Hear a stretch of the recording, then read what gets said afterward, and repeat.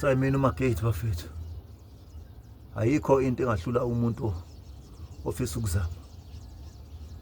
Ukuba positive emqondweni wakho nokucabangela ikusasa lakho nefuture yakho nezingane zakho. Kuba zikubone nawe uyibone ikhula. Zize ifike ko21 zidlule ziye ko30. Fanele unakekele umzimba wakho. Ngisho ngoba ungaba nama-million amangakanani. If ungawunakekeli umzimba wakho uzoba senkingeni. Shaka masipazimo inkinga hayi. Ngisho noma ungaba nemali engagcwala indlu. Kodwa umzimba mawungekho healthy. Kufanele ukuthi leyo mali le useless ngobani? Uzofa uyishiye leyo mali. Kanti umzimba mawu healthy uphila. Ayikho into ebaleke njengoba health emzimbeni. Yabo. Yabo mina njengoba ngima kanje.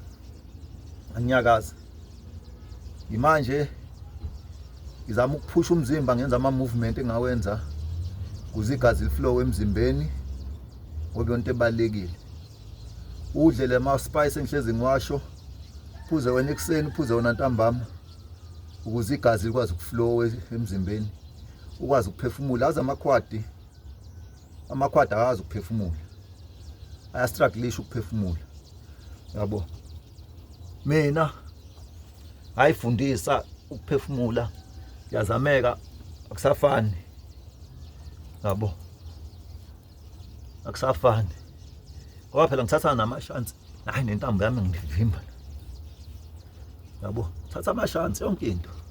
Thatha ama-million. Ama-dollar lapha. Thothi ama-dollar fawa band. Disama band ama-dollar kanje. Qinisa imuscle lapha. Yabo. Qinisa imuscle.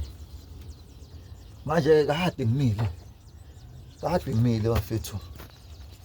Ngobani? Sizama le life. And ngiyokwenza i-operation kulo Friday. Sengabhukwa. Ngiyokwenza i-operation khona mhlambe ngoba lulunyawo lami ushawa maspazi mngangaka nje. Kunento eyenzeka kumina ngikhula. So mayifanele iyokhishwa la isinqeni. Yanamathele ethanjeni kanje. Yasitaka khona ethanjeni. Manje yagenqeza fayiphuma. Ngiyokwenza i-operation mhlambe izoba ngcono namaspazi. Emva kwalokho ngiyajima one way. Gym yami. Nawe ngayenza i-gym. Kuze igazi liflow ukwazi ukuphila. Yonke ebalekile. Igazi aliflow ukwazi ukuphila. Release ama pressure point emzimbeni.